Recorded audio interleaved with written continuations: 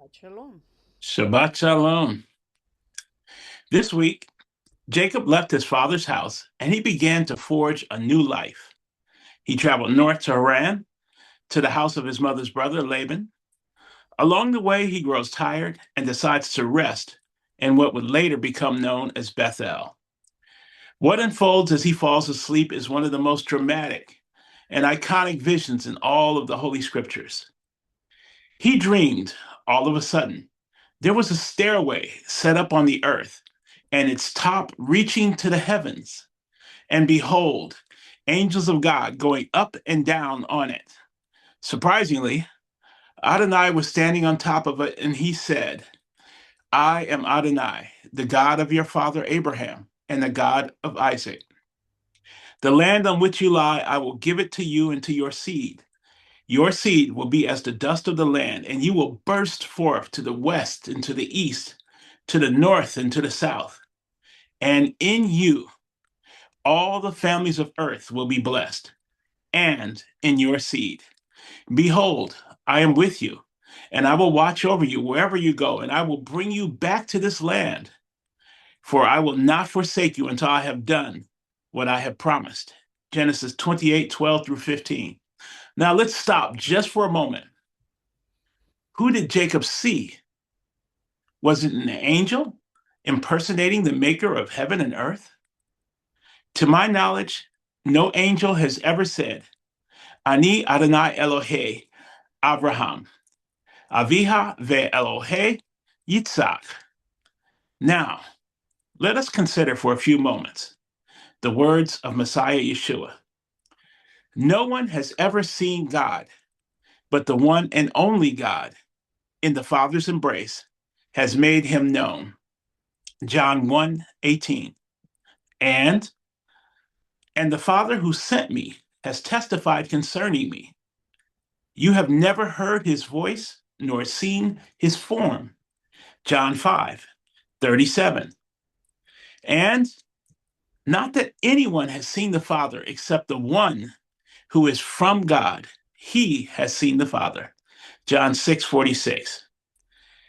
And lastly, your father Abraham rejoiced to see my day. He saw it and was thrilled. John 8:56. The prophet Yeshayahu, we know him as Isaiah, said, when you did awesome things that we were not expecting, you came down. The mountains shook at your presence. For from days of old, no one has seen, no one has heard, no ear perceived, and no eye has seen God except you, who acts on behalf of the one waiting for him. Isaiah 64, verses 2 through 3. That phrase translated as for the one waiting is actually one word in Hebrew. Len haka, len hakeh, len hakeh. It is used once in all of the scriptures. Its root is hakah, a word that means a long wait, but it also means cut or pierced. So let me offer my own personal alternative rendering of that verse. For from days of old, no one has heard, no ear perceived, nor eye has seen God, except the one who suffers or is pierced. This one is he who comes down from God. He causes mountains to shake at his presence. Even the elements of earth respond to his voice. Is it possible? Our Father left us many clues about this Holy One who comes down from heaven and whose form has been seen by men, including the patriarchs, and whose very presence causes mountains to shake like the mountain shook at Sinai? The answer is yes, but only if you believe the Holy Scriptures. The true light coming into the world gives light to every man. He was in the world, and the world was made through him, but the world did not know him. He came to his own, but his own did not receive him. But whoever did receive him, those trusting in his name, to these he gave the right to become children of God. They were born not of a bloodline, nor of human desire, nor of man's will, but of God. And the Word became flesh and tabernacled among us. We looked upon his glory, the glory of the one and only from the Father, full of grace and truth. John 1 9 through 14. You know, there is something else about Adonai's staircase, or as many of us know it, Jacob's ladder. We know the function of a staircase is to connect two areas separated by space. A staircase is a bridge between the upstairs and the downstairs. So, why did Adonai show Jacob a bridge? Because literally, Jacob, whose name would be changed to Israel, is a bridge between God's chosen people and the nations of the earth. Let me say it another way. Israel, the family of Abraham, Isaac, and Jacob, is a kind of living bridge between the kingdom of heaven, which is limitless beyond our understanding, and earth, which is fixed, has fixed limitations, and has a fixed lifetime. Israel is meant to preserve the path like a staircase, a people pointing others to the way to heaven. They were entrusted with the written word. They were entrusted to bring light and knowledge of heaven. Remember the angels going up and down the staircase? They were also the actual DNA, the flesh and blood that would give birth to the living light of life, Yeshua, Messiah Yeshua.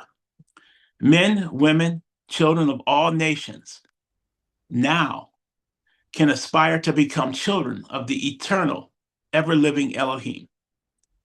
The way of the staircase to heaven has been given to us through this family as the written word, the Torah. That written word then leads you to the light of the living word, the Holy One, who was born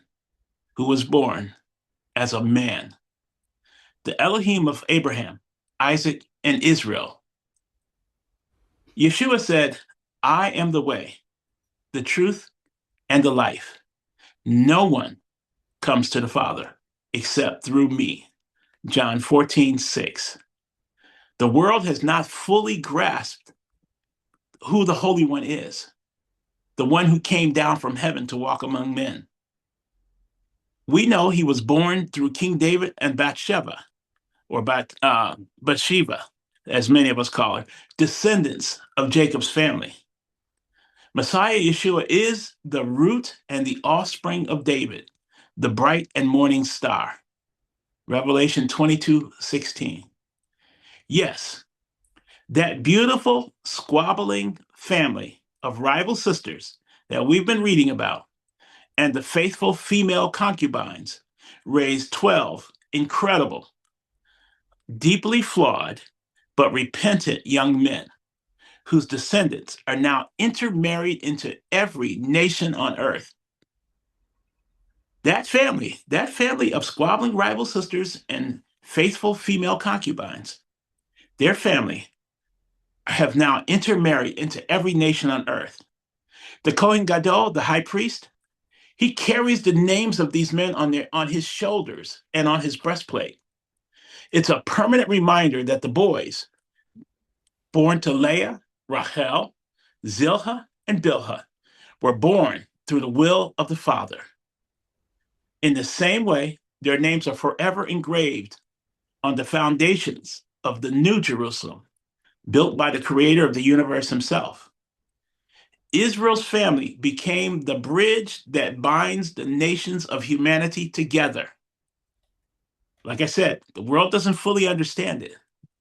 Israelites and the nations are all able to receive the unmerited grace through the atoning death and sacrifice of the Holy One who came down from heaven, the one standing at the top of the ladder. We are now bound together, Israel and the nations, forever. We're bound together. In this way, Messiah Yeshua is now literally and in all ways, he became the bridge between heaven and every man, woman, and child on earth. Remember what he said? He said, I am the way, the truth, and the life. No one comes to the Father except through me. That means no one. Let me read something for you. He died for all of us, so that those who live might no longer live for themselves, but for the one who died for them and was raised. Therefore, if anyone is in Messiah, he is a new creation.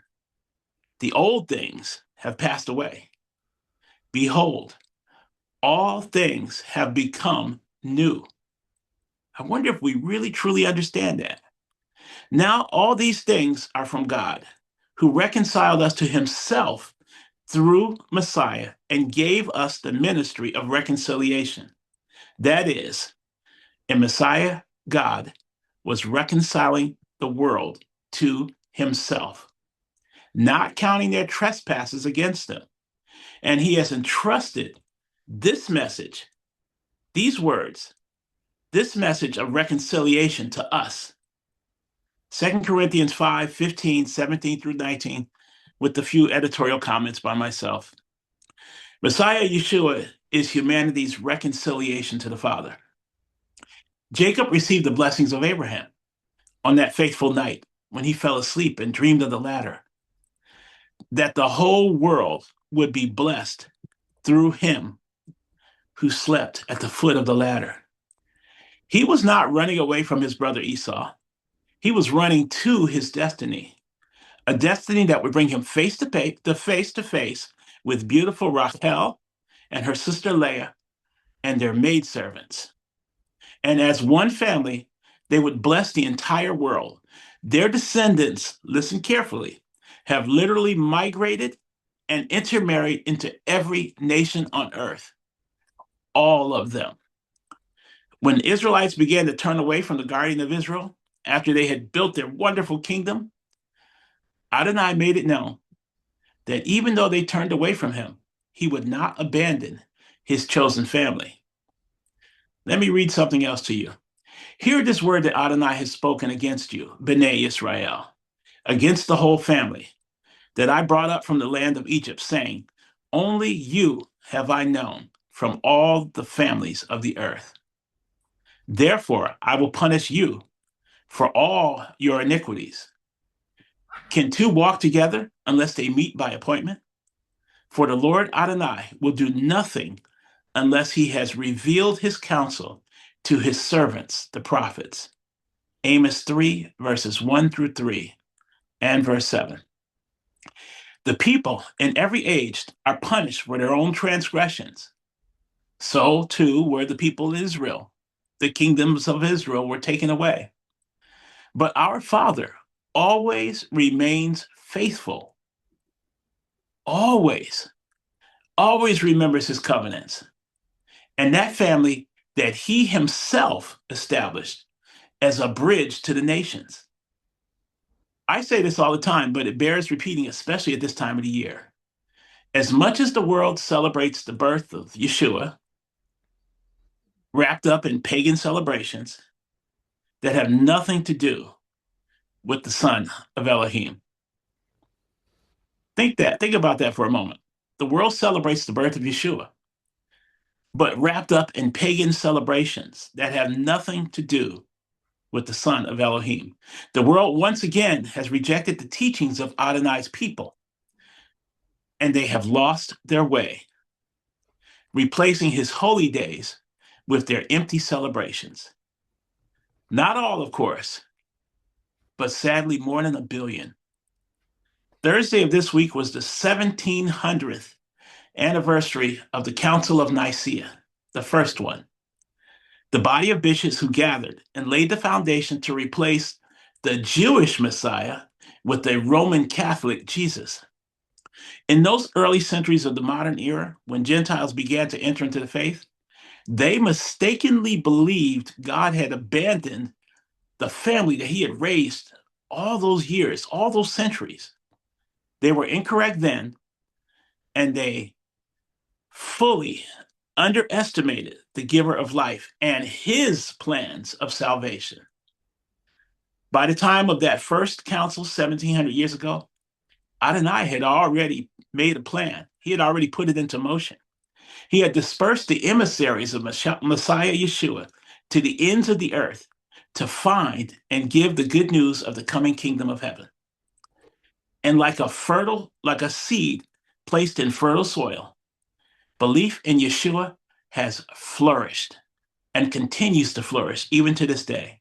Even now, 1700 years after that first Nicene Council to replace the Jewish people, both Jews and Christians are beginning to return to the rabbi from Nazareth and to walk in the faith of Israel's families. The descendants of the Israelites who were punished for their transgressions have become blessings to many lands far from Jerusalem. Adonai turned punishments of the disobedient into blessings in all of the world's nations. So now, let's think about us. For now, many of us are fighting illnesses and setbacks of all kinds. At times, the worries of the world can overwhelm us. But I encourage you to lift up your eyes, just as Jacob did in his sleep, but do it while you're awake. Lift up your eyes every morning. Breathe deeply, even if it hurts, to remember the one who formed our ancestors is faithful. He is patient, and he never forgets his covenants. He never abandons his children, not one. He knows every hair on our heads. We are his, and he is ours. The Holy One at the top of the staircase came down from heaven through the family of Jacob, the family of Israel.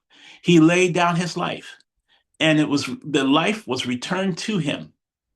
The Holy One who came from heaven, who destroyed the middle partition between heaven and earth, he is the one at the top of the ladder. He alone is the Holy One who stood at the top of the bridge from heaven. And remember, let this be in your thoughts each and every day. Remember what he told our father Jacob that night. Behold, I am with you, and I will watch over you wherever you go, and I will bring you back to this land, for I will not forsake you until I have done what I promised you. We are inheritors of those promises. And one way or another, we will all find our ways back to that land because we are born not of a bloodline, nor of human desire, nor of man's will, but by the will of Adonai Elohim. Shabbat Shalom.